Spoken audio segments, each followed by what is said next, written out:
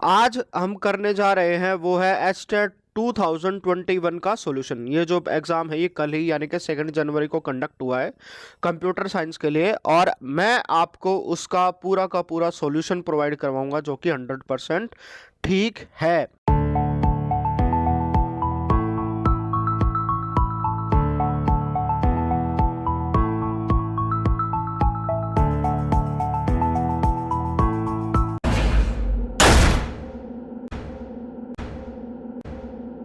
Hello everyone, मैं हूं सुमित कुमार नागर और कंप्यूटर गुरु हम में आपका स्वागत है। आज हम करने जा रहे हैं वो है एचटेट 2021 का सॉल्यूशन। ये जो एग्ज़ाम है ये कल ही यानी कि 2 जनवरी को कंडक्ट हुआ है कंप्यूटर साइंस के लिए, और मैं आपको उसका पूरा का पूरा सॉल्यूशन प्रोवाइड करवाऊंगा जो कि 100% ठीक है।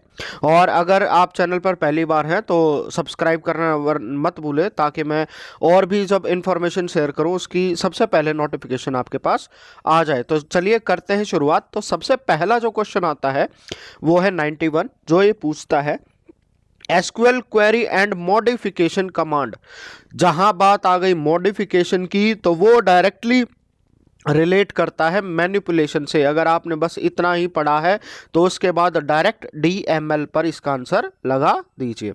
फिर नेक्स्ट क्वेश्चन आता है 92, वो ये क्या कहता है, the primary author of HTML.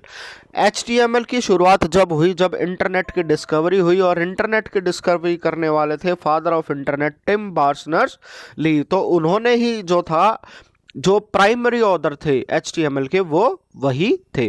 फिर उसके बाद आती है the tag used for adding images to HTML document. जो एचटीएमएल डॉक्यूमेंट में अगर हमें कोई इमेज ऐड करनी होती है तो उसके लिए आईएमजी लगता है, और जो एसआरसी होता है वो सोर्स के लिए होता है जब हम हाइपरलिंक उसमें प्रेजेंट करते हैं। तो ऊपर वाले दोनों से तो कोई लेना देना नहीं है, ये टैग होते ही नहीं है। फिर उसके बाद आते हैं जो नेक्स्ट क्वेश्चन है 94th, ये कहता है what is the right approach to deal with the student errors in computer programming. अगर बच्चे के पास एरर आते हैं तो हमें बताना पड़ता है कि आपके एरर आते जाते रहते हैं, उनको ठीक कीजिए और सारी चीज़ें उनके बाद आपके पास ठीक हो जाएंगी। तो इसका आंसर वो था थर्ड आंसर। फिर उसके बाद जो नेक्स्ट क्वेश्चन आता है वो ये कहता है the root to tag in HTML document is called. तो HTML की शुरुआत सबसे पहले HTML से ही होती है, तो बेसिक जो रूट टैग हो गया वो HTML ही हो गया।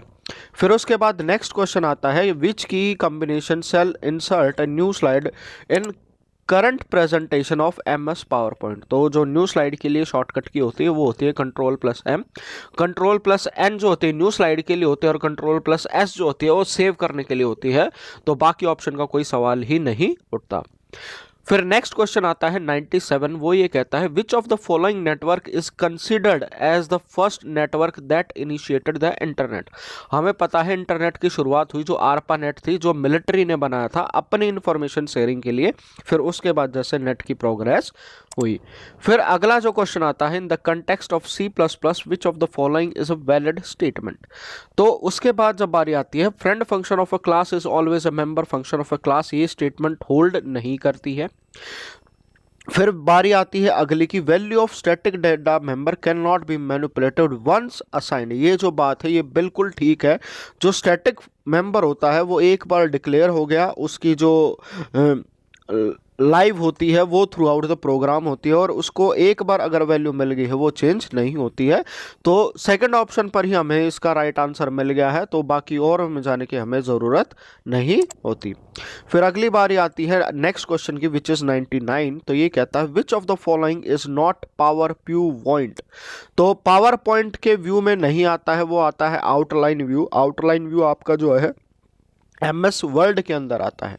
फिर उसके बाद जो नेक्स्ट क्वेश्चन आता है 100, वो है in MS excel creating resulting what if condition. जहां पर व्हाट इफ आ जाता है तो it means we are talking about some decision. तो डायरेक्ट जो है इसमें इसका फोर्थ जो है वो राइट आंसर हो जाएगा। फिर उसके बाद अगला क्वेश्चन आता है 101।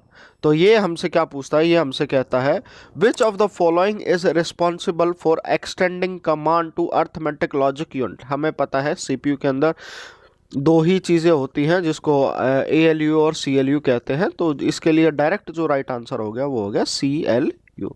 फिर उसके बाद आता है which of the following refer to the correctness and completeness of the data in database, तो उसको हमेशा इंटीग्रिटी कहा जाता है, तो इसके लिए जो सेकंड क्वेश्चन है वो राइट है।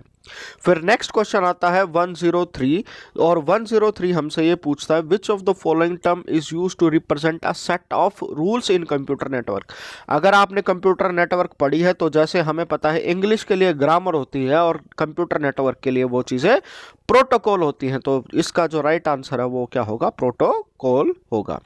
फिर उसके बाद आता है सॉकेट एड्रेस। सॉकेट एड्रेस हमें पता है ये कॉम्बिनेशन बनता है आईपी एड्रेस का और उसके बाद पोर्ट एड्रेस, जो दोनों मिलकर एक कॉम्बिनेशन बना लेती हैं और वो एक पर्टिकुलर सॉकेट कहलाता है। फिर उसके बाद आती है अगला क्वेश्चन आता है 105, वो ये क्वेश्चन पूछता है हमसे इन DBMS when a transaction is complete.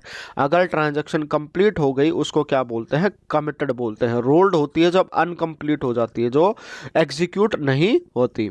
फिर उसके बाद आता है which database normal form is considered satisfactory for relational database design. Satisfactory का मतलब है हमें एग्जैक्टली करेक्ट नहीं बोला गया है, तो सेटिस्फैक्ट्री जब हो जाती है वो थर्ड एनएफ में होती है।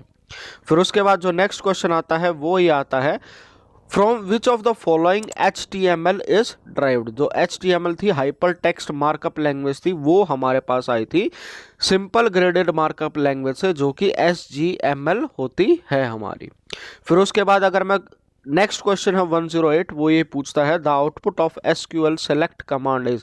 जब सेलेक्ट करता हूं तो हमेशा जो डेटा आता है एक रिपोर्ट की फॉर्म में आता है, क्योंकि उसमें कॉलम और वो वैल्यूज होती हैं, तो उसको मैं डायरेक्ट टेबल ही कहूंगा। फिर आता है 109 क्वेश्चन। 109 क्वेश्चन हमसे ये पूछता है database management system is collection of inter related data, ये भी ठीक है। Collection of program to access data, ये भी ठीक है। And collection of data describing one particular enterprise, ये भी ठीक है। जो डेटाबेस मैनेजमेंट सिस्टम का है वो किसी एक कंपनी का भी हो सकता है। फिर 1010 जो है बिल्कुल बेसिक क्वेश्चन है, अगर आप छठी क्लास में भी अगर आपने कंप्यूटर पढ़ा है तो आप तब से जानते हैं। OCR का मतलब होता है ऑप्टिकल कैरेक्टर रिकॉग्नाइजेशन। फिर उसके बाद जो है 111 है, वो ये क्या पूछता है what is the right syntax to access value of structure variable. हमें पता है स्ट्रक्चर हो या क्लास हो, किसी भी एलिमेंट को एक्सेस करना है तो क्लास का नेम डॉट फिर उसका वेरिएबल नेम। तो जो सबसे पहले दे रखा है वो हमें ये दे रखा है कि बुक डॉट प्राइस, और ये वाली दोनों चीज़ें जो है हमें दे रखी हैं। बस नीचे वाले ऑप्शन में भी ऐसे ही कर रखा, पर इसको उल्टा कर दिया है, तो पहला वाला ऑप्शन ही हमारा ठीक है। ये होता है जब क्लास के बाहर से मेंबर एक्सेस कर सकता हूँ, ये होता है लिंक लिस्ट के अंदर। फिर जो अगला क्वेश्चन आता है वो होता है 112, वो ये पूछता है which of the following protocol is use to transmit information on the world wide web. तो हमें पता है हाइपर टेक्स्ट ट्रांसफर प्रोटोकॉल जो HTTP होती है वो आपकी यही प्रोटोकॉल यूज होती है। इसके बाद जो आपका अगला क्वेश्चन आता है वो होता है 113, उसके अंदर ये पूछा गया है जो बेसिक क्वेश्चन है which of the following is the most commonly use data structure for Dijkstra algorithm. जो डिकास्त्रा एल्गोरिदम है उसको यूज करने के लिए हम मिनिमम प्रायोरिटी क्यू का यूज करते हैं। फिर उसके बाद जो नेक्स्ट क्वेश्चन आता है which type is best fit search algorithm use to predict the closeness of the end of the path its solution. तो हमेशा हमें इसमें पता है कि जब सर्चिंग के लिए आती है जो बेस्ट सर्चिंग मेथड होता है वो होता है डिवाइड एंड कॉन्कर, क्योंकि उसमें जो आपकी प्रॉब्लम है वो उसका साइज जो है वो हाफ होता जाता है। फिर उसके बाद जो नेक्स्ट क्वेश्चन आता है इट्स इज 115, वो हमसे ये पूछता है which key combination is press simultaneously to minimize currently open window. तो करंटली जो अगर हमें कुछ भी मिनिमाइज करना है तो उसके लिए विंडो प्लस M जो है वो शॉर्टकट की मैं यूज़ करता हूँ। कंट्रोल प्लस D होता है, उससे डेस्कटॉप पर चला जाता है, सारी चीज़ें वो डेस्कटॉप पर दिखा देती हैं। और इसके लिए अगर मैं सर्च करूँगा तो ये देखिए, अगर मैं विंडो प्लस M मैंने बनाया है साथ साथ, और उसने क्या है सारी चीज़ों को हमें मिनिमाइज करके दे दिया है। तो जैसे फिर अगला जो क्वेश्चन था, अगला ये क्वेश्चन था इन the context of the computer and internet choose the odd one out.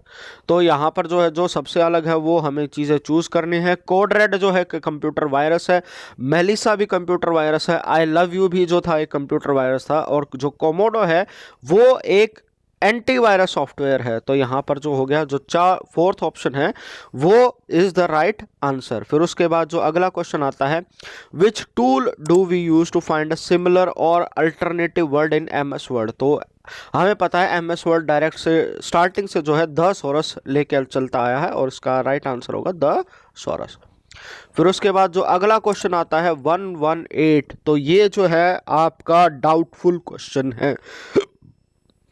जो यहाँ पर स्टेटमेंट दे रखी है वो बहुत वेग स्टेटमेंट दे रखी है। ये बनाने वाले ने डायरेक्ट कहीं से जो क्वेश्चन है उसको कॉपी पेस्ट कर लिया है। पर इसके अंदर जो आपका दे रखा है, विच is the component of Microsoft Windows that provide ability to view and change system setting। तो सिस्टम की सेटिंग आपकी कहाँ से कहाँ चेंज हो सकती है, वो आप कमांड प्रॉम्प्ट से भी चेंज कर सकते हो। जैसे मैं कमांड से नेट ऑन ऑफ कर सकता हूँ, सिस्टम सेटिंग चेंज हो गई।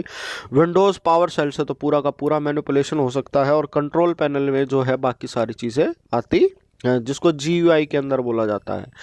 अगर इसके अंदर ये बोला जाता है which of the component of Microsoft Windows in GUI format that provide ability to view and change system setting, तो इसका आंसर कंट्रोल पैनल होता। वरना इस क्वेश्चन के जो है 3 राइट आंसर बन सकते हैं। वो कमांड प्रॉम्प्ट भी हो सकता है, विंडोज पावर शेल भी हो सकता है और कंट्रोल पैनल भी हो सकता है। अगर आपका एक नंबर से कोई भी आंसर नहीं मिल रहा है तो आप इस क्वेश्चन के ऊपर जो है केस कर सकते हैं, जिससे आपको क्या हो जाएगा, जिन्होंने भी HTET दिया है उन सबको 1 नंबर जो है मिल जाएगा।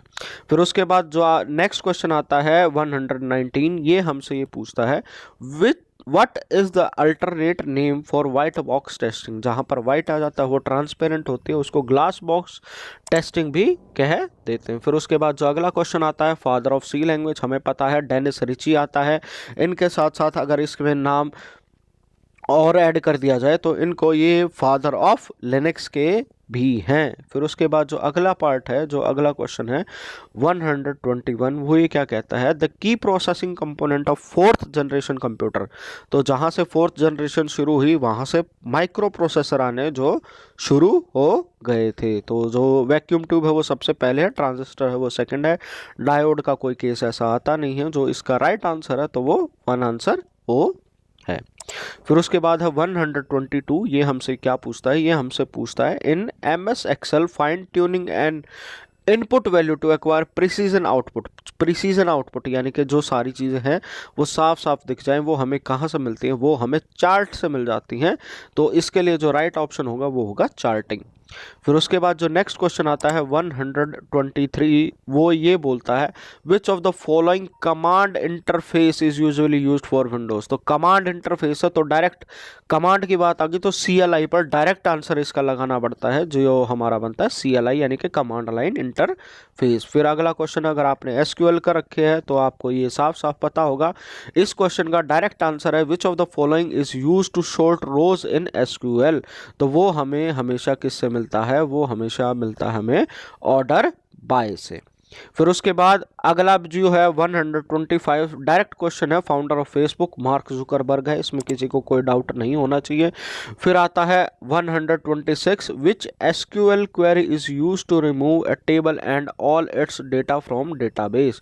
तो जो ड्रॉप टेबल है उससे पूरी की पूरी जो है डेटा टेबल जो हमारी SQL की टेबल है वो डिलीट हो जाती है। फिर उसके बाद जो नेक्स्ट क्वेश्चन आता है वो ये आता है which device is needed to connect to computer system that if the system uses different protocol. तो जहाँ पर डिफरेंट प्रोटोकॉल की बात आ जाती है वहाँ हमेशा जो है गेटवे लगता है। जो रिपीटर होता है वो आपका सिग्नल जो अगर आपका लॉस्ट हो जाता है जो फिजिकल लेयर पे लगता है, ब्रिज जो आपका सेकंड लेयर पे लगता है, हब भी जो आपका सेकंड लेयर पे लगता है। जहाँ प्रोटोकॉल की बात आ जाती है वो हमारी आती है नेटवर्क लेयर में, और उसके अंदर जो हमारा डिवाइस यूज़ होता है वो होता है गेटवे।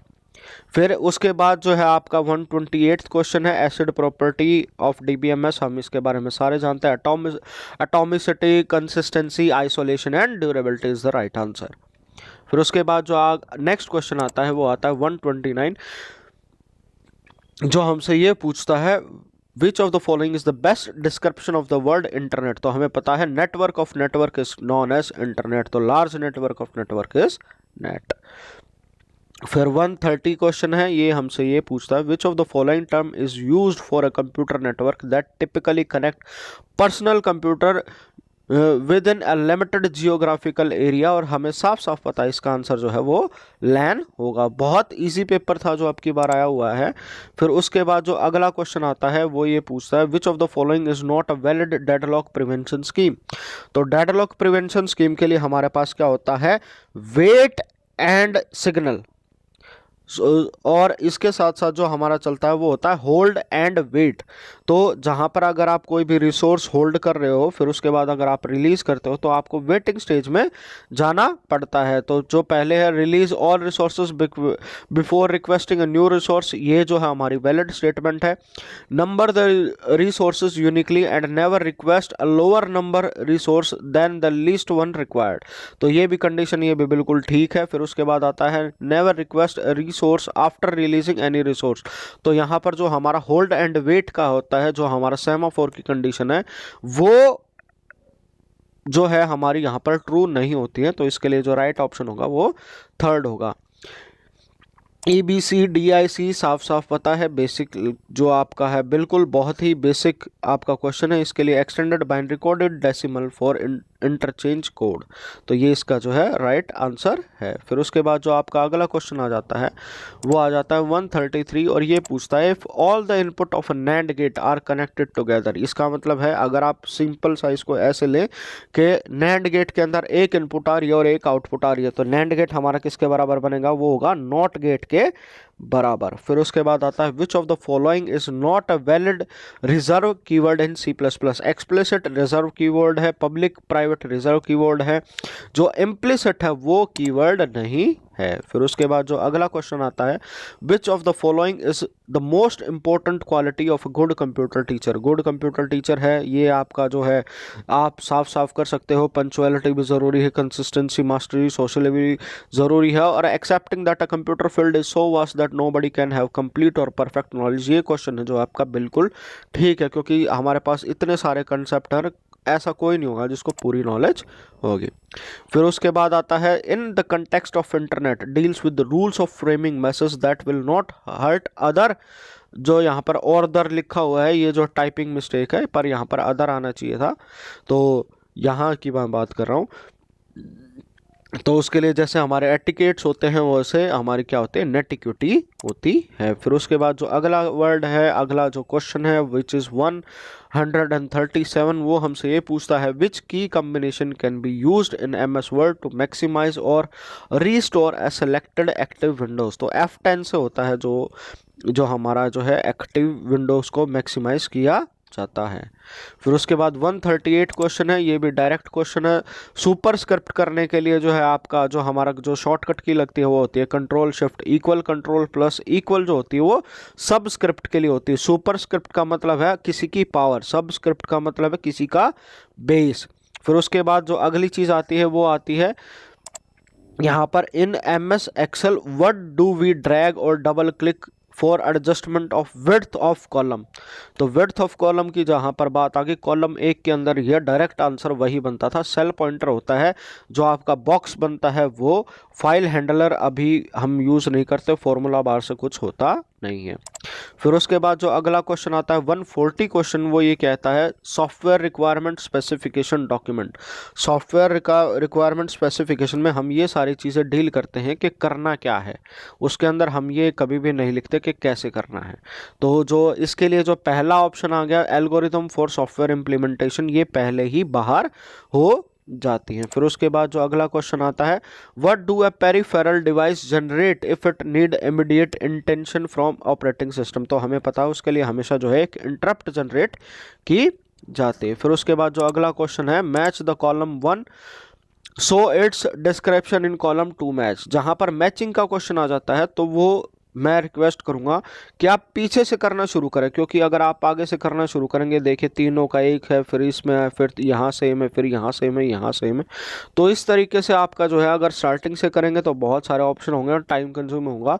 लास्ट से करेंगे तो बिल्कुल ठीक होगा। लास्ट में हमारे पास 2 बार ई है, 1 बार डी है और 1 बार बी है। तो लास्ट वाला question dialog box launcher. Dialog box launcher क्या करता है, ये जितने भी टूल होते हैं उन सबको खोल कर दे देता है। तो ई की अगर मैं बात चेक करूं, a tool bar that present tool in related group, यो जो है वो रिबन में आता है। फिर उसके बाद आता है ribbon tool that open dialog box, तो डायलॉग बॉक्स लॉन्चर है तो वो डायलॉग बॉक्स ही ओपन करेगा, तो डी जो था वो एक ही था और इसका राइट आंसर जो है वो 2 है।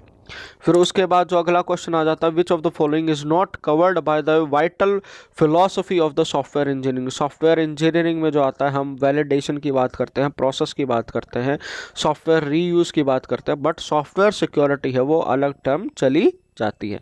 फिर उसके बाद स्वैपिंग के लिए पूछा गया है जो नेक्स्ट क्वेश्चन है 144। स्वैपिंग जो है आपका, ये सारी आपकी होती है वर्चुअल मेमोरी के अंदर, और वर्चुअल मेमोरी किसका पार्ट होती है, आपकी डिस्क का पार्ट होती है। तो डायरेक्ट जो है 144 क्वेश्चन का आंसर जो है यहाँ पर 2 आ जाता है। फिर उसके बाद जो हमसे ये पूछा जाता है, जो अगला क्वेश्चन था ये बहुत इंटरेस्टिंग क्वेश्चन था, लोगों ने इसमें खूब टाइम वेस्ट किया होगा, पर इसको करने की शॉर्टकट ट्रिक जो है हमसे यहाँ पूछा 929.19 इंटू 10, इसको हमें ऑक्टल में कन्वर्ट करना है। तो ऑक्टल में यहाँ पर 0213 दे रखा है, लोगों ने इसमें बहुत सारी मिस्टेक होंगी। यहाँ पर हमें साफ करना था, इसको 8 से डिवाइड करना था लास्ट में, और जो लास्ट में बचेगी वैल्यू 1, तो वो 1 वाला ही आंसर था। ये मतलब 2 सेकंड का क्वेश्चन था। अगर आपको ट्रिक पता है, अगर नहीं पता है तो आप इसके अंदर पूरा का पूरा टाइम जो है वो दे देते हैं। आप ये चेक करते हैं, ये चेक करते हैं, ये चेक करते हैं, पर सिंपल सी ट्रिक है, इसको 8 से डिवाइड कीजिए, जो रिमाइंडर बचेगा जिसके अंदर वो है उसको क्लिक कीजिए और आगे चले जाइए। फिर उसके बाद जो है 146 क्वेश्चन है जो आपका ये पूछता है, in C program variable can not start with, जो वेरिएबल का नेम है वो हमेशा भी एक नंबर से स्टार्ट नहीं हो सकता है, क्योंकि नंबर इक्वल टू नंबर जो होगा वो डाउटफुल केस हो जाएगा, और उसके अंदर आपसे सीधा सबसे पहले पूछा जाएगा कि भाई करना क्या चाह रहे हो। इसके अंदर डायरेक्ट सी के अंदर जो है वो एरर आ जाएगा, तो डायरेक्ट सेकंड पर ही हमें आंसर मिल गया, तो उसके बाद आगे देखने की भी जरूरत नहीं होती। फिर 147 क्वेश्चन पूछा गया है, in binary to octal number system conversion what is the octal equivalent of binary equivalent. तो यहाँ पर साफ दे रखा, बाइनरी से ऑक्टल करना है, कुछ भी नहीं करना था। 2 सेकंड का क्वेश्चन था, लास्ट से 3, फिर उससे अगले 3 एक साथ कीजिए, लास्ट से 3 किए तो 2 बना, उससे अगले किए 4 और 1 5 बना, फिर 1 बना, तो डायरेक्ट जो है इसका थर्ड आंसर था। ये 2 सेकंड का क्वेश्चन है, अगर आपको ट्रिक पता है, अगर ट्रिक नहीं पता तो फिर आप उसमें बहुत सारा टाइम जो है अपना लगा सकते हो। फिर इसके बाद micro processor memory and other part of micro computer are personally connected through, जितने भी पार्ट होते हैं वो एड्रेस बस के थ्रू कनेक्ट होते हैं, कैशे मेमोरी, पाथ, रूट, ऐसी कोई भी चीज आपस में उनको कनेक्ट नहीं करती। तो 148 का डायरेक्ट आंसर है 4th। फिर उसके बाद जो आता है the solitary purpose of not gate, not क्या है, इन्वर्ट कर देता है, इन्वर्ट का मतलब उल्टा कर देता है, और इसके लिए जो राइट आंसर हो गया वो डायरेक्ट आंसर हो गया आपका 2। फिर आपका आता है 150th question, fat file allocation table, इसमें सोचने की भी जरूरत नहीं थी, 1 सेकंड का क्वेश्चन था। तो आपका ये था जो 2 जनवरी 2021 को एचटेट का कंप्यूटर साइंस का पीजीटी कंप्यूटर साइंस के लिए जो पेपर आया है। पेपर बहुत ही हद से ज़्यादा आसान आया है, अगर आपने ढंग से भी कंप्यूटर पढ़ा होगा तो ये 60 में से कम आप 55 से 58 क्वेश्चन आपके बिल्कुल ठीक होने चाहिए। तो ये था सॉल्यूशन पूरा एचटेट 2 जनवरी 2021 का। अगर आपको लगता है कि इसमें मैंने जो आपको कोई आंसर बताया है, अगर वो आंसर गलत है तो उसको श्योरली कमेंट कीजिएगा जहां पर आपको डाउटफुल लगता है, और फिर हम उसके बाद डिस्कशन करेंगे कि या आपका आंसर ठीक होगा या कहीं पर मेरी मिस्टेक है। तो आई होप आपका जो सारे सॉल्यूशन है वो आपको मिल गया होगा, आपको इसकी आंसर की मिल गई होगी। अगर इसके बाद भी अगर आपके पास कोई भी डाउट है, अगर आप चाहते हैं किसी पर्टिकुलर टॉपिक के ऊपर मैं वीडियो बनाऊं, तो उसको कमेंट कीजिएगा। तो आज की वीडियो में इतना ही। Thank you all, thank you for watching.